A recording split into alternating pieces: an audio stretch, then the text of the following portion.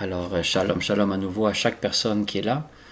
Pour l'étude biblique, aujourd'hui, ça va être sur la troisième partie sur le thème de marcher dans l'amour du Seigneur, marcher dans l'amour de Dieu. On avait déjà fait les deux premières parties. Alors, je vais faire un petit résumé très rapide parce qu'évidemment, ça fait quelques semaines qu'on avait fait les deux premières parties.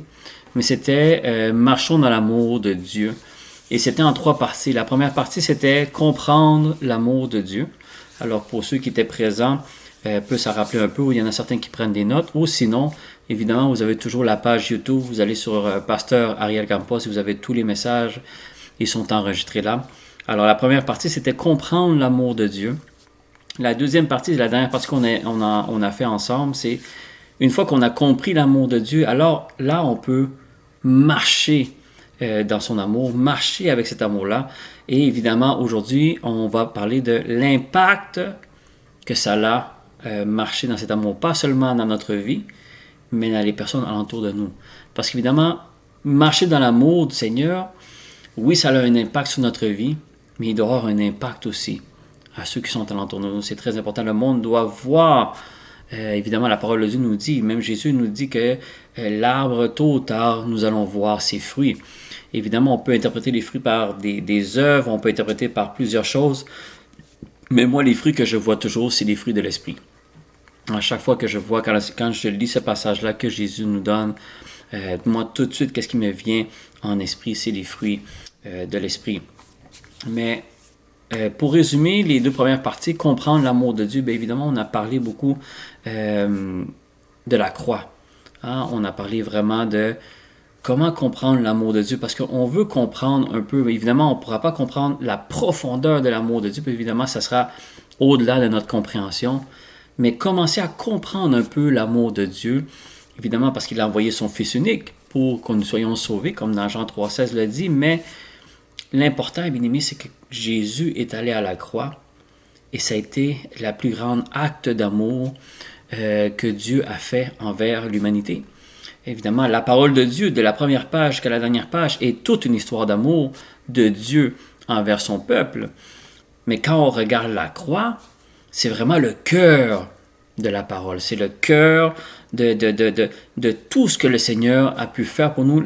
S'il y a un acte principal à regarder, c'est la croix. C'est que Jésus a été à la croix. Et c'est pour ça que si la Bible est toute une histoire d'amour de Dieu envers son peuple, alors la croix est le cœur de cet amour-là, parce que si Jésus a été à la croix, c'est évidemment parce qu'il savait que c'était le seul moyen pour que nous puissions, nous pécheurs qui étaient condamnés à aller en enfer, à cause que le Seigneur est allé à la croix et que maintenant nous croyons par la foi à cela, nous pouvons être sauvés de cette colère de Dieu qu'on mérite tous. Il n'y a aucun d'entre nous qui pouvait être sauvé.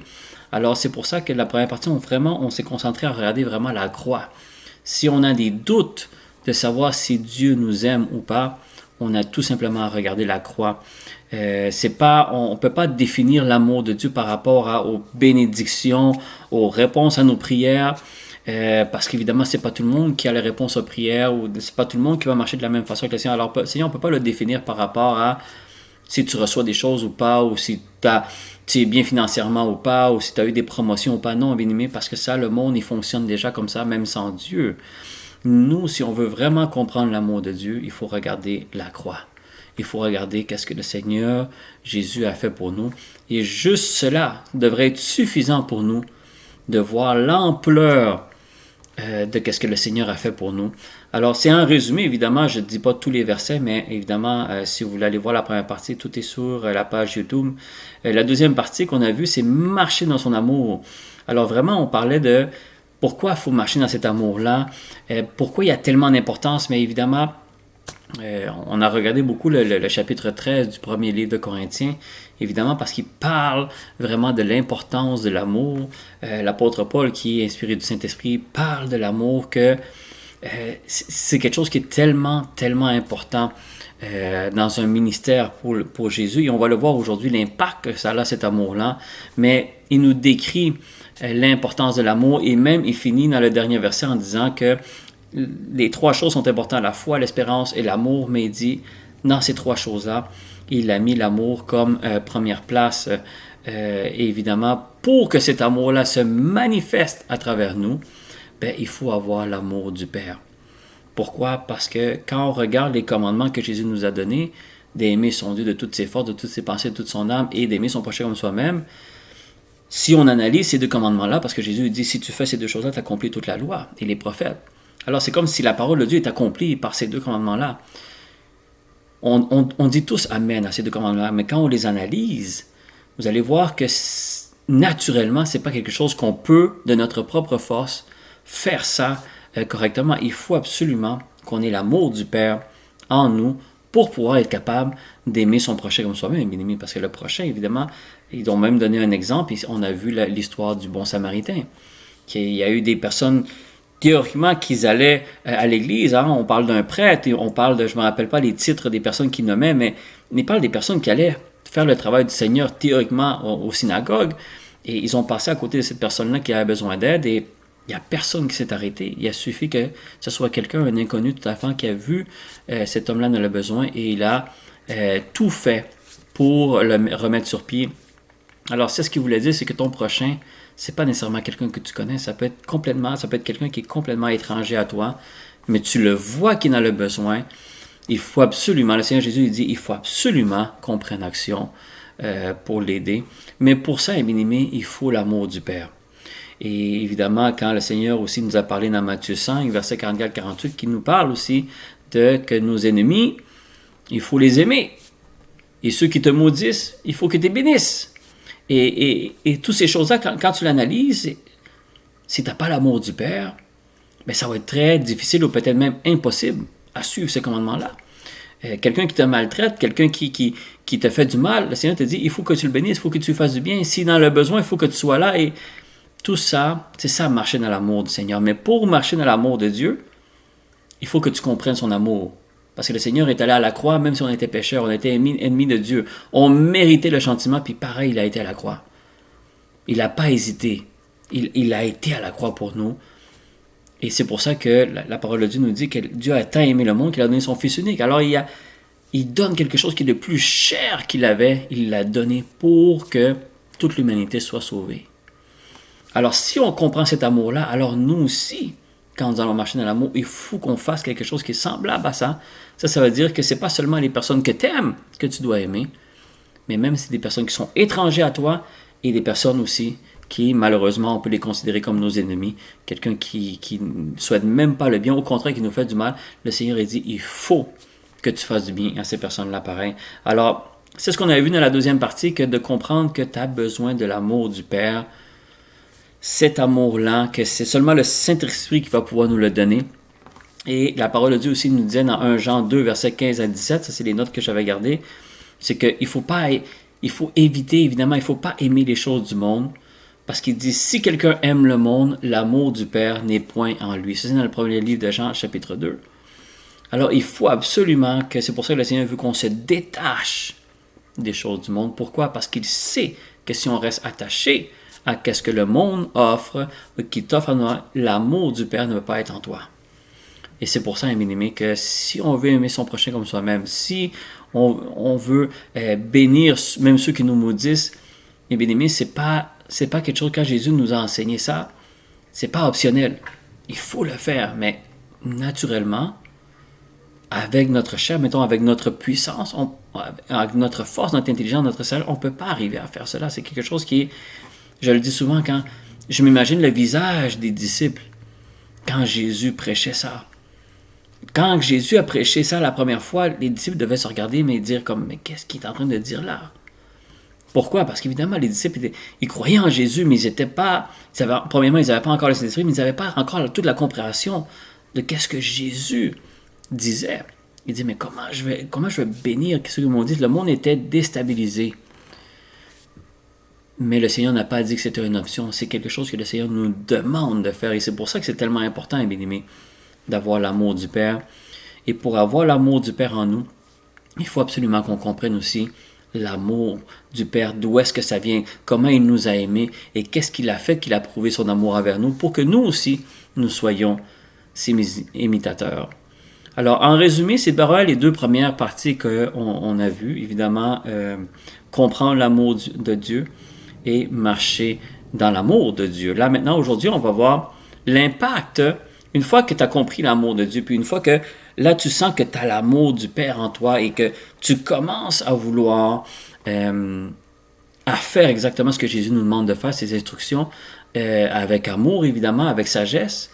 Quel est l'impact que ça produit alentour de nous? Et vous allez voir que le Seigneur, Jésus ne nous a pas demandé d'aimer nos ennemis puis les bénir, ceux qui nous maudissent, juste parce que ça l'intéressait de donner cette instruction-là sans aucune raison. Non, il y a une raison très, très, très précise pourquoi le Seigneur nous demande cela. Et on va voir le premier verset qu'on va aller voir, c'est dans Proverbe 25, chapitre 25, versets 21 et 22. Évidemment, c'est Salomon, évidemment, avec toute la sagesse que le Seigneur lui a donnée.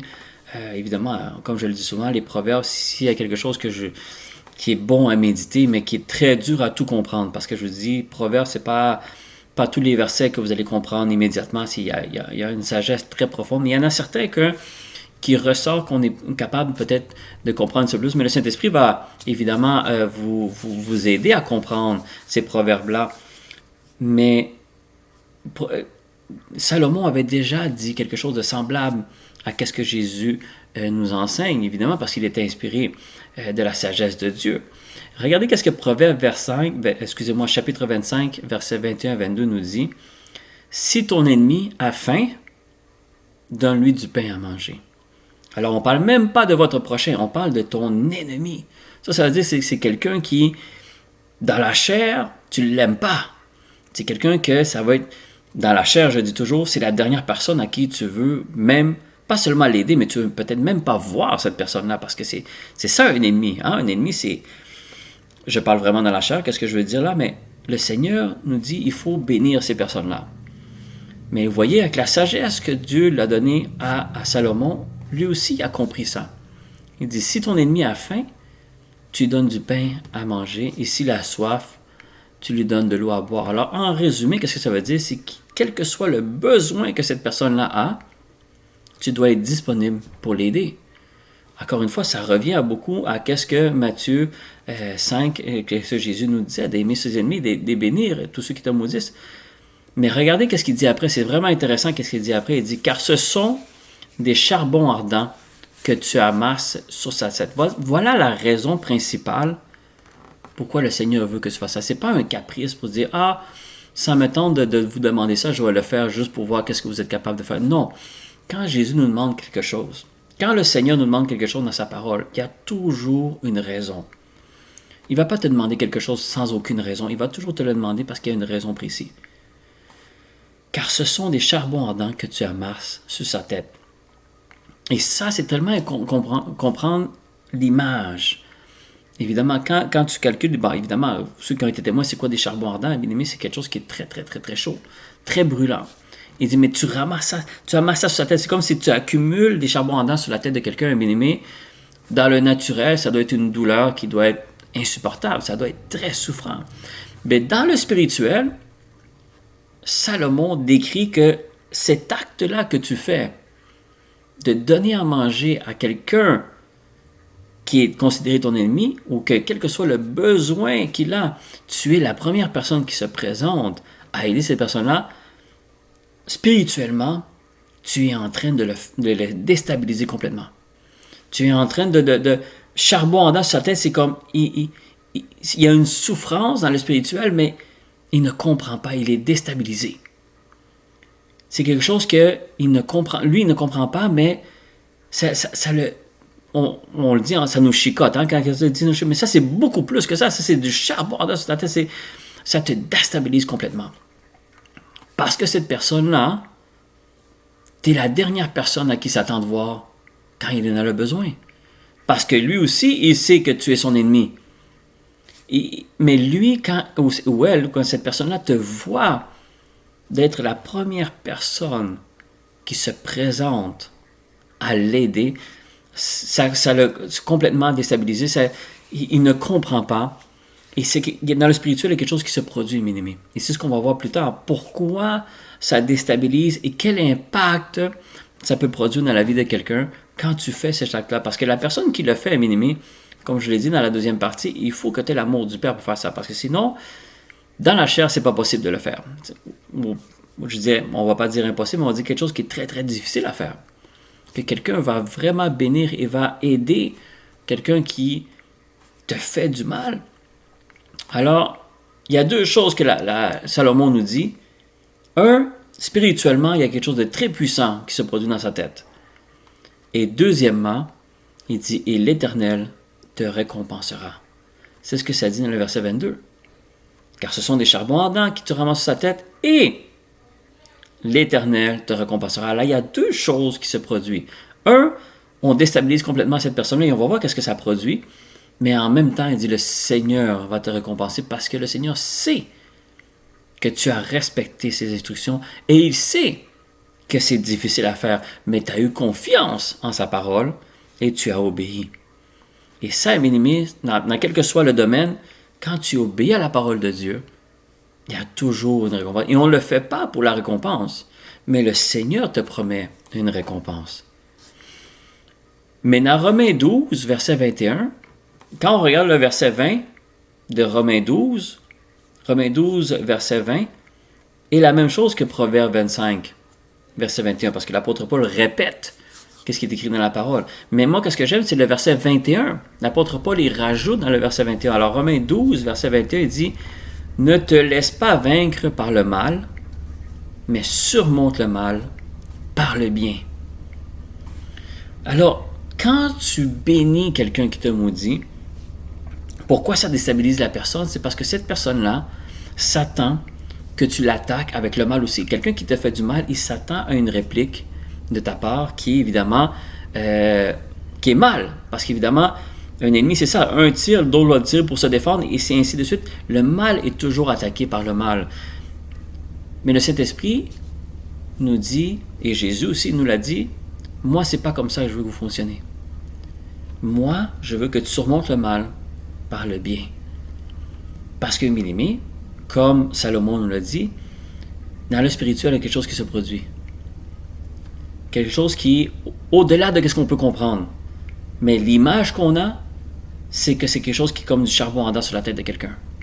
Alors, ça brûle, mais qu'est-ce qui va faire qu'il va brûler? C'est parce que cette personne-là ne comprend pas. Mais quand vous regardez l'impact que ça peut donner dans l'évangélisation à cette personne-là, peut être très, très grande. Parce que cette personne-là sait que vous êtes chrétien, il sait que vous croyez en Jésus et que vous allez à l'église et que, quel que soit le titre que vous avez, la personne le sait. Mais là, c'est pas seulement que tu es en train de dire que « Ah, Jésus t'aime ». Là, tu es en train d'agir comme Jésus aurait agi. Et c'est pour ça que cette personne-là, au début, ou le monde qui sont alentour, qui sont témoins de ces choses-là, peuvent dire « Mais qu'est-ce qu'il est en train de faire là ?» Parce que les autres, ils vont vous considérer sûrement fou de faire un acte pareil. Parce qu'évidemment, la parole de Dieu est une folie pour le monde. Ça, on le sait. Dans plusieurs catégories, le monde, tout ce que le Jésus te demande, en général, le monde va te regarder et dire « T'es fou, t'es folle. Pourquoi tu fais ça? » Parce que le monde fait le contraire de ce que le Seigneur nous demande.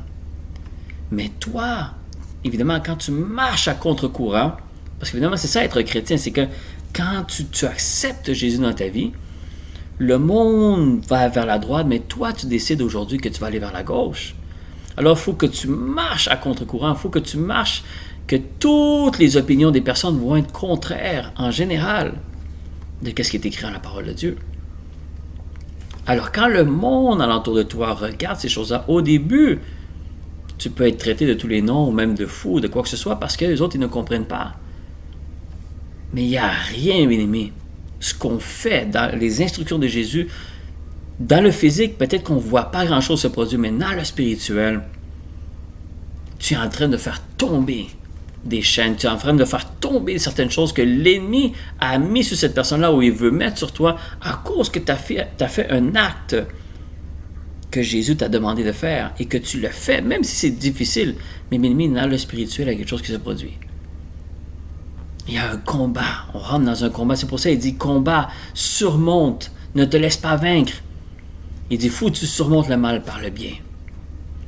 Parce que cette personne-là, bien-aimé, oui, au début, elle est déstabilisée, mais après, cette personne-là va réfléchir.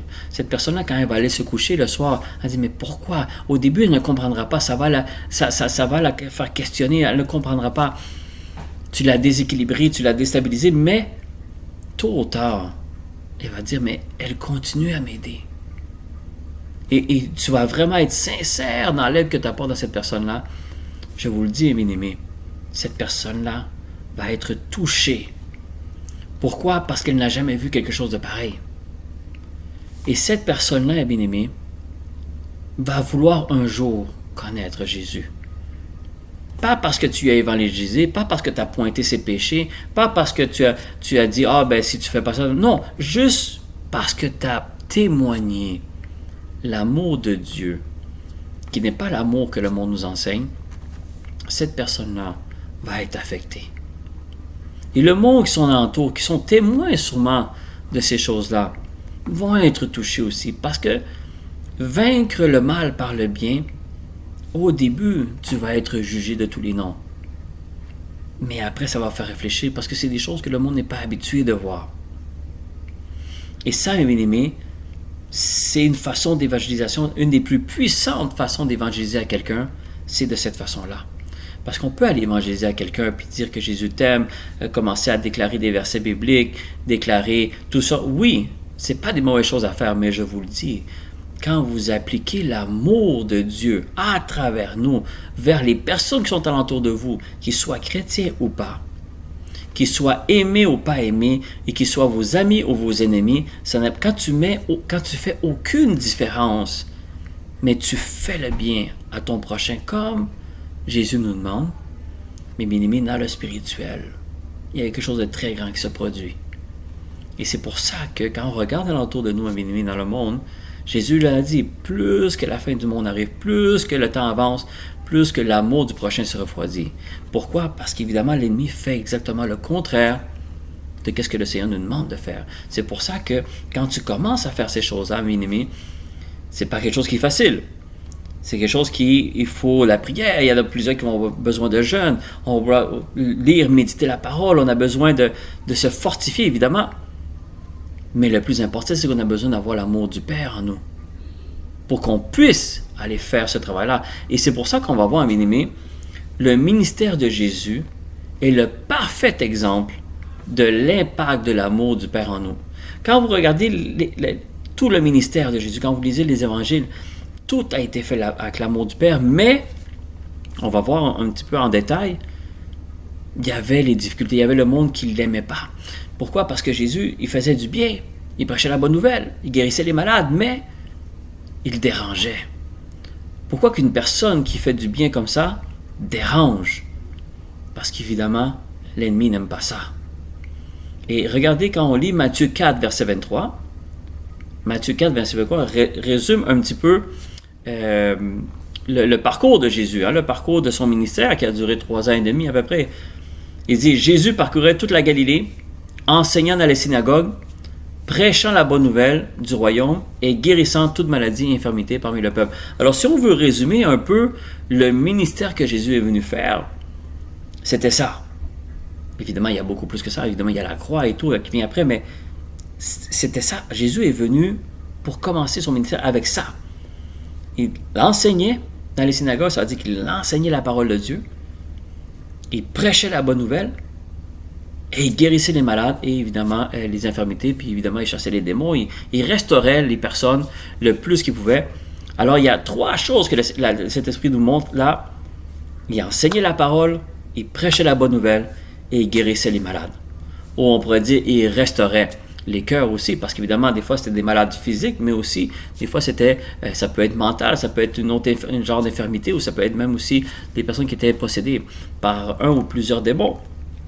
Mais quand on regarde quelqu'un qui veut enseigner la parole, tu dois l'enseigner avec amour.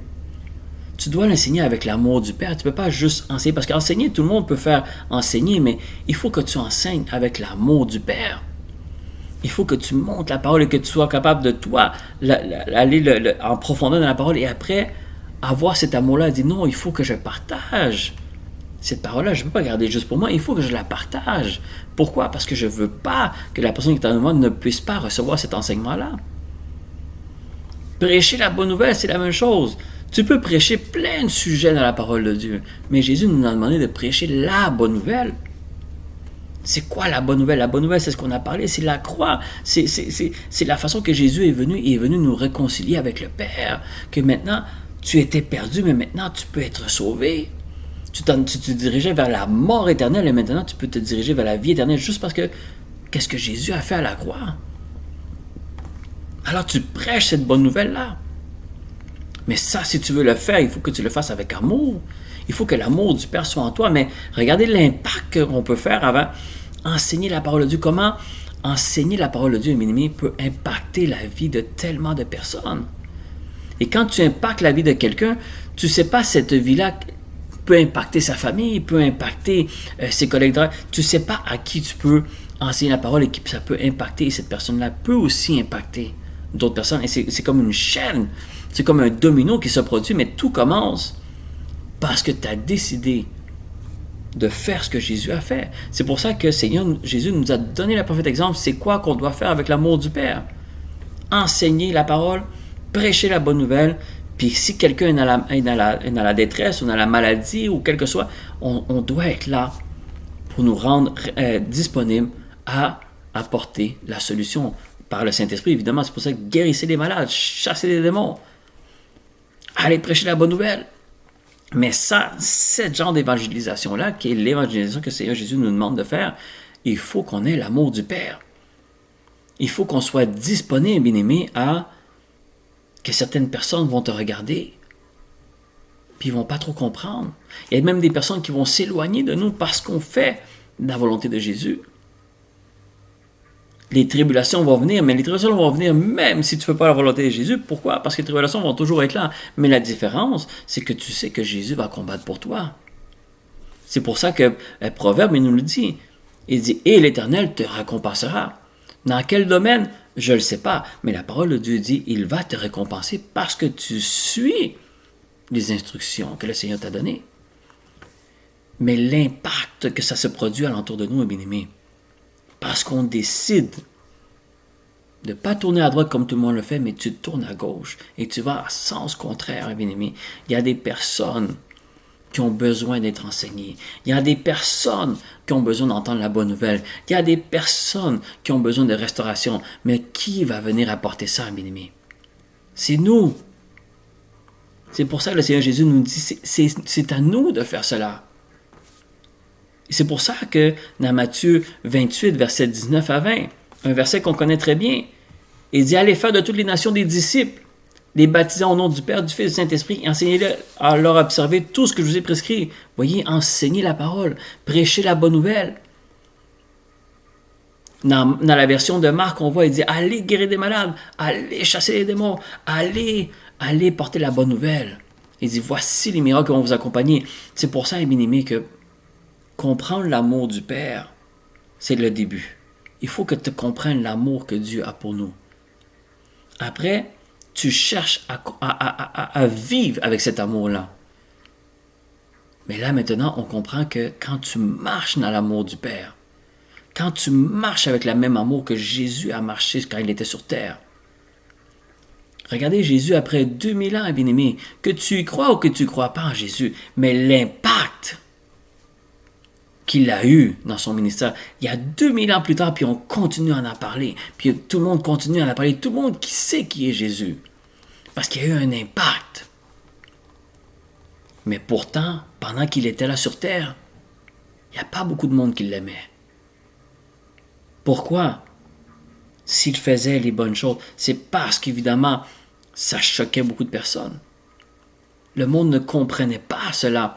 Et c'est pour ça que Jean 3,16, on connaît très bien. Il a tant aimé le monde qu'il a donné son Fils unique pour qu'on ne périsse pas, mais qu'on ait la vie éternelle. Mais quand vous lisez le verset 17, Jean 3, verset 17, il dit « Dieu, en effet, n'a pas envoyé son Fils dans le monde pour qu'il juge le monde, mais pour que le monde soit sauvé par lui. » Et c'est ce qui frustrait plusieurs personnes, surtout les pharisiens, parce que les autres, ils pensaient que Jésus allait venir juger, que c'était juste eux qui pouvaient être sauvés, que les autres ne méritaient pas d'être sauvés. Il dit, mais c'est pas Jésus, ça. Jésus est en train de vouloir, il est en train de manger avec les collecteurs de taxes, avec les pécheurs. Le Seigneur ne pouvait pas le pécher. S'il mangeait avec les collecteurs de taxes, c'était pour apporter la bonne nouvelle. C'est pour ça qu'il a dit, les médecins ont besoin, c'est les malades qui ont besoin de médecins, pas ceux qui sont en santé. Et c'est pour ça qu'il dit, il n'a pas envoyé son Fils pour juger le monde. Le Seigneur Jésus, quand il va revenir la deuxième fois, là, il va avoir un jugement. Mais sa première venue, c'était pas pour juger le monde. C'était pour venir la sauver. Mais bien-aimés, nous aussi, on doit agir de cette façon-là. Regardez dans la chair, quand on marchait dans la chair, bien-aimés, on est rapide à juger quelqu'un. On voit quelqu'un, même si on ne connaît pas son histoire, déjà on est en train de juger, ça soit son apparence, ça soit sa façon qu'il parle, ça soit des péchés d'où est-ce qu'il vient ou qu'il a commis. Tout de suite, on est en train de juger la personne. Jésus n'est pas venu juger la première fois.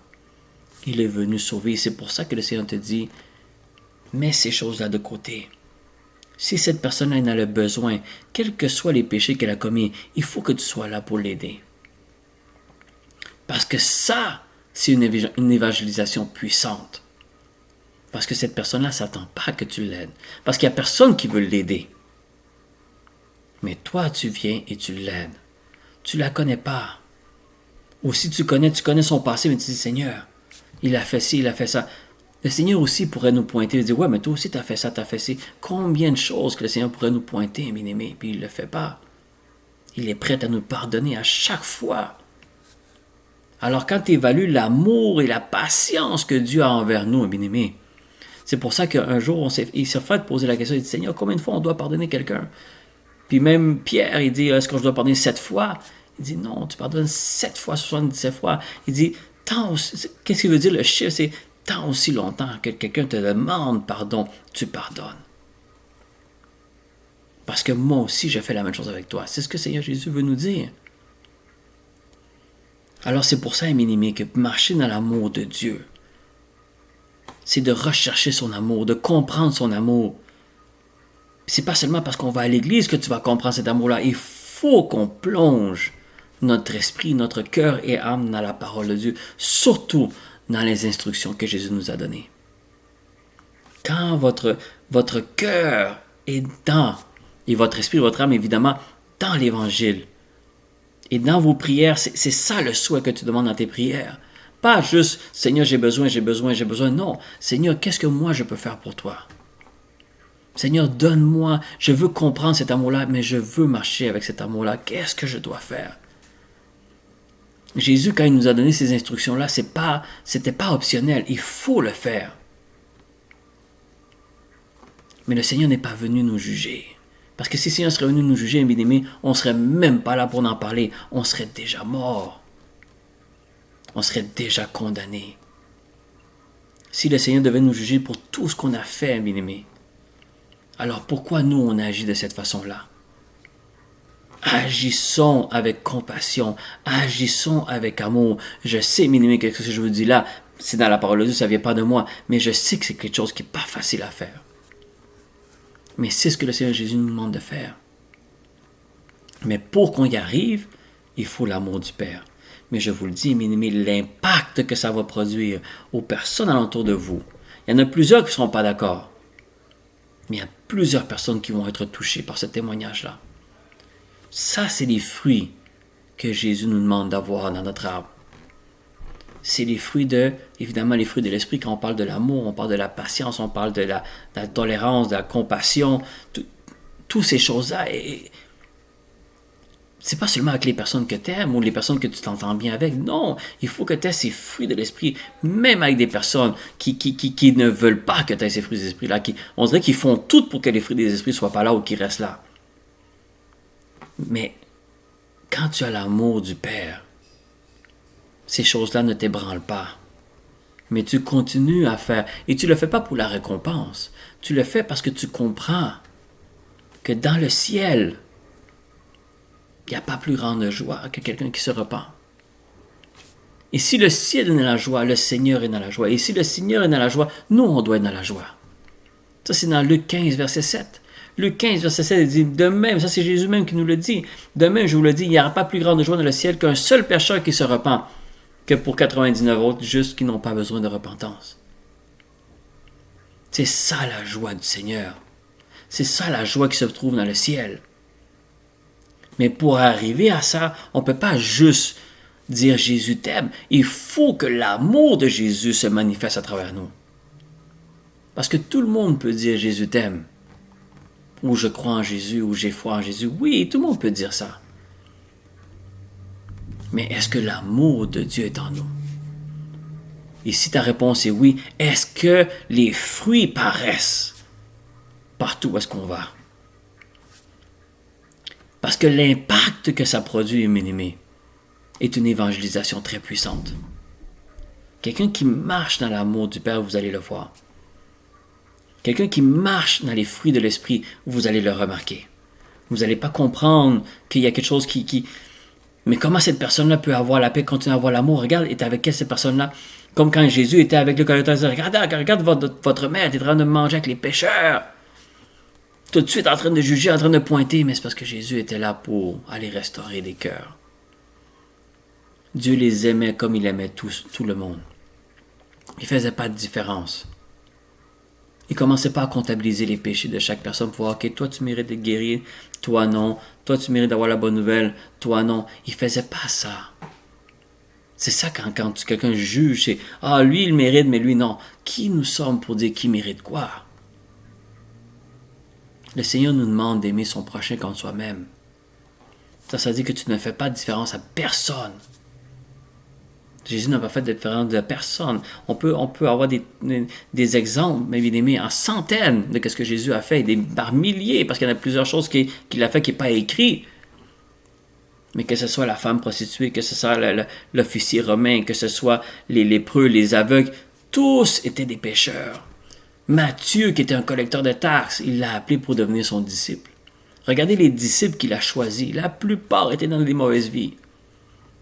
Matthieu est peut-être le plus grand exemple, était collecteur de taxes. Il était voleur. Il était fraudeur. Jésus l'a choisi comme un de ses disciples. Regardez si Jésus aurait dû énumérer tout ce que Matthieu a fait avant. Est-ce que vous pensez vraiment que Jésus devrait dire non, toi tu ne peux pas être disciple grec, tout ce que tu as fait? Il savait qu'il n'y a personne qui... C'était sa décision et c'était son amour qu'il avait pour chacun d'entre nous. Pourquoi chacun d'entre nous, vous pensez que nous sommes sauvés? Parce qu'on le méritait ou parce qu'on a fait quelque chose de bien dans notre passé? Non, bien-aimé, c'est une grâce, c'est l'amour que le Seigneur a envers nous. Et quand on comprend cet amour-là, tu veux le manifester toi aussi. L'histoire du bon Samaritain est le parfait exemple. C'est un parfait inconnu qu'il a vu cette personne-là blessée, par terre en train de souffrir, en train de mourir. Et il a tout dépensé ce qu'il avait sur lui pour pouvoir sauver cette personne-là. Puis il a dit, une fois qu'il l'a transféré, il dit, si ça te coûte encore plus cher, quand je vais revenir, je vais te payer. Mais il parlait de quelqu'un qui est complètement inconnu à lui. Il ne connaissait pas cette personne-là. Il a juste vu quelqu'un dans le besoin. L'histoire ne nous en parle pas plus, mais je suis convaincu que cette personne-là est restée toute sa vie reconnaissante pour ce que l'autre personne étrangère a fait. Mais les personnes, bien aimées, quand vous faites un acte de cette façon-là, n'oubliez jamais que peut-être face à cette personne-là, il n'y a pas grand-chose qui se produit, mais n'oubliez jamais que cette personne-là, un jour, elle saura se coucher. Et qu'est-ce qu'on fait avant d'aller se coucher? Souvent, on va passer de notre journée, ou on va penser à qu'est-ce qu'on va faire demain. Mais en général, on a un moment où est-ce qu'on réfléchit beaucoup avant de s'endormir. Quand tu fais un acte pareil comme ça, qu'est-ce que vous pensez que cette personne-là fait avant de se coucher cette journée-là? Ou peut-être pour le restant de la semaine? C'est elle va penser à qu'est-ce que vous avez fait. Elle va penser à ce que vous avez dit. Et c'est ça les charbons ardents sur sa tête. Pourquoi? Parce qu'elle ne comprend pas. Elle dit, mais pourquoi il est venu m'aider? Pourquoi ils ne comprennent pas? Ils vont dire merci, mais ils ne comprennent même pas pourquoi tu l'as fait. Et ça, bien aimé, c'est le plus grand témoignage qu'on peut laisser sur terre. C'est d'aimer son prochain comme soi-même. De bénir aux personnes qui ne s'attendent pas d'être bénies. Que quelqu'un en a le besoin, tu te rends disponible le mieux que tu peux. Et ça, bien-aimé, ça a un impact. Et c'est pour ça que Jésus, son ministère, ça avait un impact. Ça frustrait beaucoup, mais il y en a plusieurs qui croyaient en lui à cause de ces témoignages-là. Mais il y en a beaucoup aussi qui étaient frustrés. Pourquoi? Parce qu'ils ne comprenaient pas, mais ils ne cherchaient pas à comprendre. Parce que les autres, ils raisonnaient avec leur intelligence. Ils ne voulaient pas aller chercher plus loin. Mais pourquoi Jésus fait ça? Et la plupart qui étaient frustrés, c'est peut-être des personnes qui ne croyaient même pas que Jésus était le Fils de Dieu encore. Mais Jésus a été haï pour ce qu'il faisait. Pourtant, il faisait le bien. Quand il a dit que celui qui est sans péché lance la première pierre à la prostituée, le monde, il n'y a personne qui a lancé, mais il n'y a pas grand monde qui l'aimait pour ce qu'il a dit. Il y a des personnes qui déposaient les pierres, ils étaient fâchés parce qu'ils voulaient lapider la femme. Ils voulaient la lapider. Imaginez-vous la méchanceté, le cœur de quelqu'un, même si la personne a péché. Mais est-ce que les autres n'avaient pas péché? C'est pour ça que Jésus a dit, celui qui est sans péché lance la première pierre, en voulant dire comme qui d'entre vous n'a pas péché? Pour qui vous vous prenez? On mérite tous d'être punis. On mérite tous spirituellement d'être lapidés.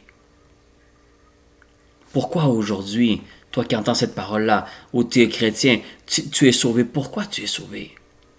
Parce que Jésus a décidé de t'aimer. Il veut que cet amour-là ne soit pas seulement dit de ta bouche, mais il doit se manifester par des fruits qui vont sortir de ta vie.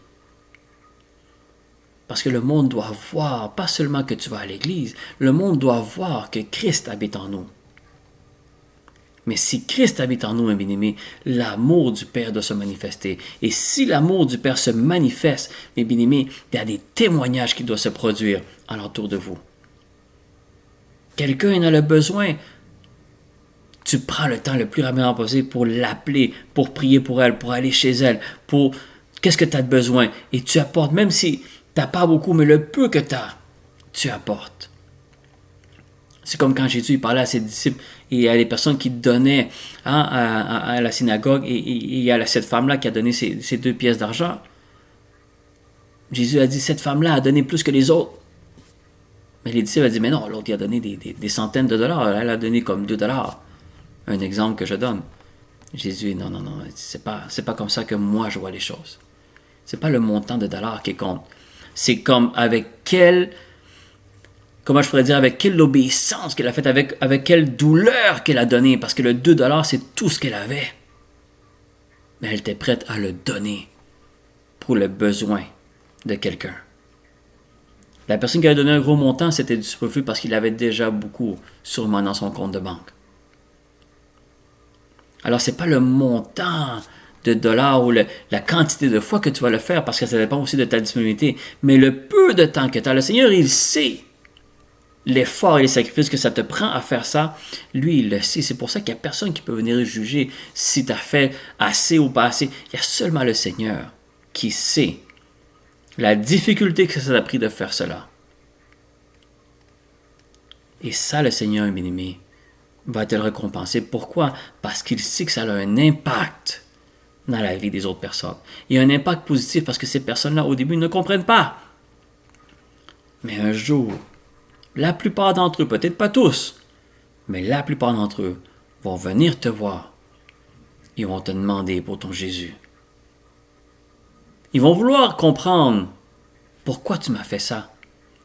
Quand le temps va passer, ils vont venir voir et dire, mais pourquoi tu as fait ça? J'ai pas compris. Ça fait des années que tu l'as fait. Là, maintenant, j'étais en face de toi. Il faut que je comprenne. Et c'est là que tu vas témoigner Jésus. C'est là que tu vas témoigner parce que Jésus me l'a demandé, parce que Jésus l'a fait. Il l'a fait avec moi. Il l'a fait avec mon frère et soeur en Christ. Il l'a fait pour les personnes qui sont à l'église avec moi. Il l'a fait pour ma famille. Et j'étais pas mieux que toi. C'est ça que tu vas dire. J'étais pas mieux que toi. Mais le Seigneur m'a sauvé. Et si moi je suis sauvé, toi aussi tu peux être sauvé. Et quand tu témoignes, mes bien-aimés, à une personne de cette façon-là, elle vient déjà avec un cœur troublé parce qu'elle essaie de comprendre pourquoi tu as fait ça. Je vous le dis, mes bien-aimés, vous allez parler de l'Évangile. Pas grand-chose, pas énormément de versets, pas énormément de longues prières, mais juste ce témoignage-là, ces fruits-là que cette personne a vus, je vous le dis, mes bien-aimés, ça va affecter son cœur. dans le bon sens. Parce qu'il va comprendre, il ne va pas juste voir que tu es chrétien parce que tu vas à l'église. Ils vont voir que tu es chrétien, mais qu'il y a les fruits de Christ qui se manifestent en toi. C'est ça le meilleur témoignage qu'on peut donner, mes bien-aimés. Il y a une autre façon aussi que le Seigneur nous demande de témoigner son amour. Souvent, quand tu vas évangéliser, il y a beaucoup de personnes qui vont se sentir jugées. Ils disent, mais toi, tu vas me juger, nanana. Elle dit, non, c'est pas toi qui te juge. Moi, je le dis souvent, elle dit, c'est pas moi qui te juge. Moi, je suis juste en train de dire qu'est-ce qui est écrit dans la parole. Alors, c'est la parole qui va nous juger, mais c'est pas nous. Moi, qu'est-ce que je dois faire avec l'amour du Père? C'est de t'enseigner la parole, de te prêcher la bonne nouvelle. Et que si tu es malade, le Saint-Esprit va m'aider pour que tu sois guéri. C'est guérir les malades, chasser les démons, restaurer des cœurs. Ça c'est le Seigneur me demande, mais c'est pas moi qui ai inventé ces versets-là. C'est pas ma sagesse, mon intelligence. Je suis en train seulement de te dire qu'est-ce que la parole de Dieu te dit. Alors c'est pas moi qui va te juger, mais c'est la parole de Dieu. Alors Jésus souvent pointait certaines choses, mais ce n'était pas pour juger, c'était parce qu'il voulait qu'ils comprennent. Il faut que tu reconnaisses ton péché pour pouvoir te repentir. Si tu ne reconnais pas ton péché, tu ne peux pas te repentir. Tu te dis, ah non, ça c'est pas un péché, tu ne pourras pas te repentir. Mais le Seigneur veut que tu vois ça pour que tu puisses te repentir et tu puisses être sauvé. Mais quand tu communiques ça à quelqu'un, il faut que tu le fasses avec amour. Et l'exemple que j'ai pour vous, parce que des exemples, il y en a aussi des dizaines et des centaines dans l'Évangile, c'est avec la femme samaritaine. Dans Jean 4, la femme samaritaine, c'est une parfaite conversation de Jésus avec une femme qui était dans le péché, mais Jésus n'est pas venu la juger. Il est venu la sauver. Il est venu lui montrer qu'il y a une façon de s'en sortir. Et je ne vais pas lire tout le chapitre parce qu'on connaît très bien l'histoire de la femme samaritaine, mais ça se trouve dans Jean, le 4e chapitre. Mais on va lire le verset 16 à 18. Jean 4, verset 16 à 18.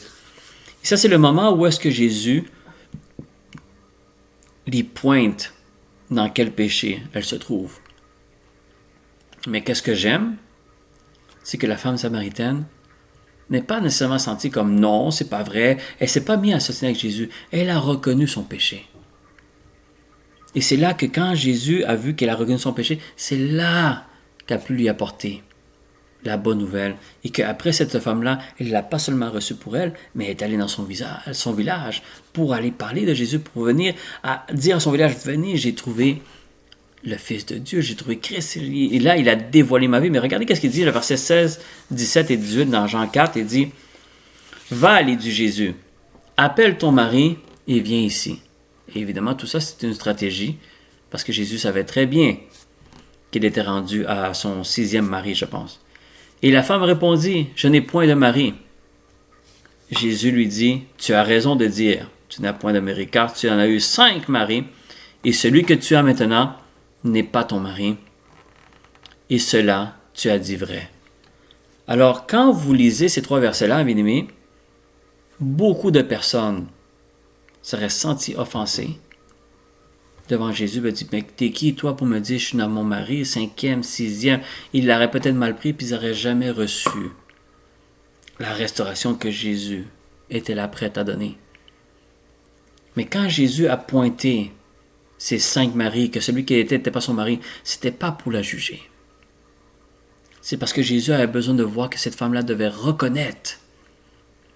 Et c'est pour ça que j'ai aimé que la femme ait dit, en cela tu dis vrai, parce que la femme a dit, c'est vrai. Elle a reconnu son péché. Et c'est là que le Seigneur a pu aller restaurer son cœur. Et elle a reçu Jésus dans son cœur. Et elle est allée partager cette bonne nouvelle-là au village. Et là, tout le village est venu voir Jésus. Mais vous voyez l'impact, mes bien-aimés, que quant à l'amour du Père, la question, c'est pas de pointer les péchés du monde, mais tu montres qu'est-ce que la parole dit pour que la personne puisse le comprendre et que tu sois là pour l'aider évidemment à croire en Jésus, mais à pouvoir restaurer son cœur, évidemment avec l'aide du Saint-Esprit. Mais il y a beaucoup de personnes, bien aimées, que vous allez avec cette stratégie-là. Il y a des personnes qui vont être offensées, il y a des personnes qui n'aimeront pas ça. Mais il y a des personnes, bien-aimés, qui vont être sauvées par votre évangélisation et par le témoignage de l'amour de Christ à travers nous. Et c'est ça, bien-aimés, que vous voyez l'impact que ça a eu là. Elle n'a pas sauvé seulement la femme samaritaine. Il a sauvé plusieurs personnes de son village. Ça ne nous dit pas la quantité, mais la femme est allée vers le village pour attirer le monde. Elle a dit, venez voir Jésus. Il venait dire, venez voir, il a dévoilé ma vie, il a fait... Mais finalement, ce n'était pas parce qu'il avait prophétisé sur elle, c'est juste qu'elle a senti cette restauration-là dans son cœur. Mais Jésus a dû pointer un peu sa vie. Et qu'est-ce qui l'empêchait de pouvoir rentrer dans sa vie? Mais cette personne-là, elle a avoué. C'est pour ça que nous aussi, bien-aimés, il ne faut pas avoir peur d'avouer. Encore moins au Seigneur qu'on a fait une faute. Pourquoi? Parce que si une fois que tu avoues, c'est là où est-ce on peut se repentir, mais c'est là où est-ce qu'on peut recevoir la repentance, la restauration, excusez-moi. Oui, avec la repentance, mais il faut la restauration. Pourquoi? Parce que là, maintenant, il faut que nous, on soit restaurés pour qu'on puisse aller restaurer les autres. Évidemment, avec l'aide du Saint-Esprit. En résumé, bien-aimés, parce que je pourrais donner plein de versets, il y en a tellement de versets dans le Nouveau Testament sur, évidemment, comment démontrer l'amour du Père et l'impact que ça donne. Mais l'impact, bien-aimés, en résumé, regardez le ministère que Jésus a eu. Tout a été fait avec l'amour du Père. Que ce soit la femme samaritaine, que ce soit la femme prostituée, que ce soit l'officier romain, que ce soit tous les témoignages que vous voyez, bien-aimés, vous allez voir que Jésus n'était pas venu juger, il était venu sauver le maximum de personnes, d'apporter la bonne nouvelle, d'enseigner la parole le plus qu'il pouvait, guérir tous les malades qui traversaient son chemin. C'était ça le ministère. Mais Jésus nous demande de faire la même chose. Il nous demande, c'est pour ça qu'il nous dit, allez continuer le travail que moi j'ai fait. Maintenant, je vous donne cette puissance-là qui est le Saint-Esprit, qui va vous témoigner les choses que je vous ai enseignées. Mais pour ça, il faut avoir l'amour du Père. Il faut avoir cet amour-là parce que, mes bien-aimés, ça prend beaucoup d'amour du Père pour faire le travail que le Seigneur nous demande de faire. Si on n'a pas cet amour-là, premièrement, si on ne comprend pas cet amour-là, si on ne marche pas dans cet amour-là, il n'y aura pas d'impact alentour de nous, bien-aimés. Et c'est pour ça qu'il y a beaucoup de chrétiens, bien-aimés, malheureusement, que quand vous les regardez, il n'y a pas vraiment d'impact qui se produit alentour d'eux. Mais il faut que ta vie soit un impact. Parce que marcher dans l'amour de Christ, le monde doit le voir. Mais il y a beaucoup de chrétiens, bien-aimés, qui, on dirait qu'on le garde pour nous. Non, faites comme la femme samaritaine. Elle l'a pris. Mais elle est allée dire, venez. J'ai trouvé la vérité. Et c'est ça qui est important, bien-aimés.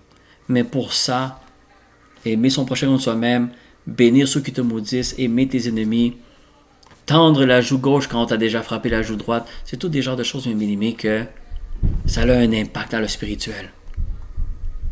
L'ennemi n'aime pas ça parce que l'ennemi il dit non, pour vaincre le mal, il faut que tu fasses le mal. Et c'est comme ça que le monde est enseigné et c'est comme ça qu'on voit que le monde fonctionne.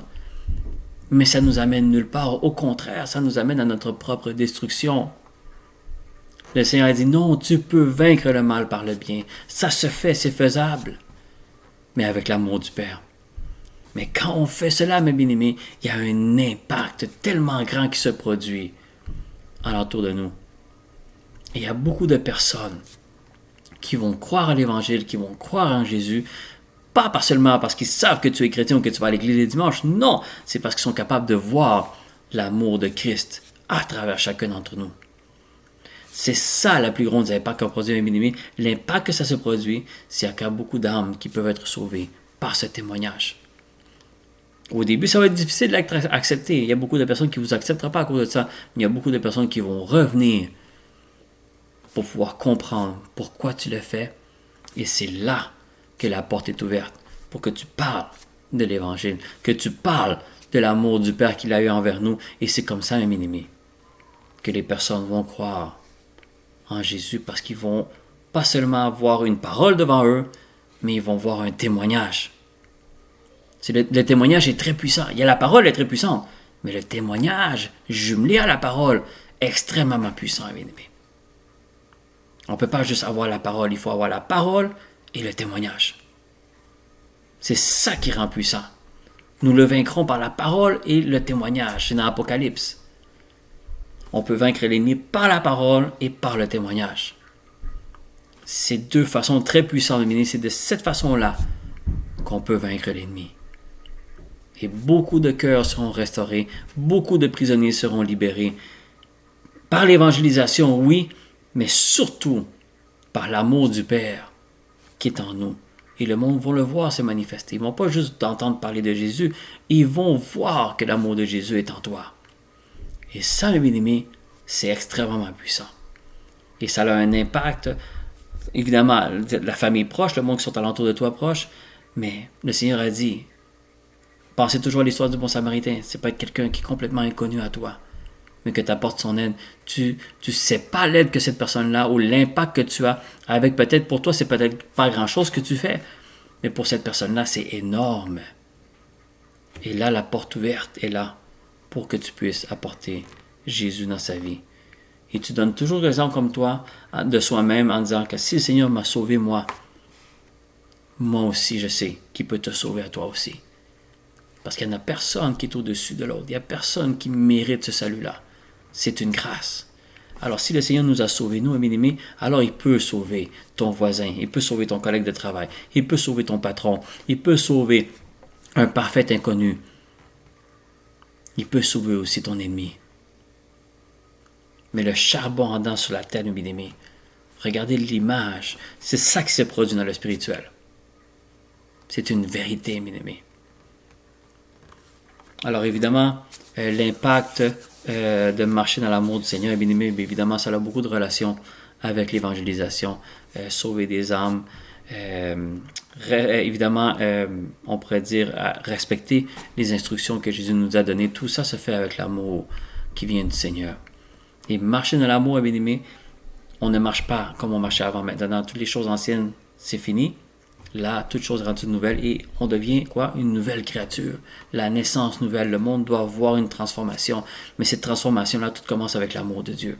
C'est l'amour qui est en toi, ta façon de penser, ta façon d'agir, ta façon de réfléchir, ta façon de faire les choses change complètement. Et c'est ça que les personnes voient. Et ça, c'est le meilleur témoignage que quelqu'un peut voir dans la vie de quelqu'un qui se dit chrétien. Ça, c'est le meilleur témoignage. Alors, je demande que le Seigneur vous bénisse abondamment. Et comme je vous dis, si vous n'avez pas écouté, les 2 premières parties sont toujours disponibles sur ma page YouTube pour pouvoir vous réfléchir un peu qu'est-ce que le Seigneur nous avait enseigné. Mais tout finit avec l'impact qui est une évangélisation très puissante de marcher avec l'amour du Seigneur. Alors, je vous demande que le Seigneur vous bénisse abondamment et que cette parole-là puisse tomber sur une bonne terre pour que ça puisse produire premièrement des racines, mais aussi que ça puisse porter fruit. Shalom à tous, que l'amour du Seigneur soit avec chacun d'entre vous. Amen.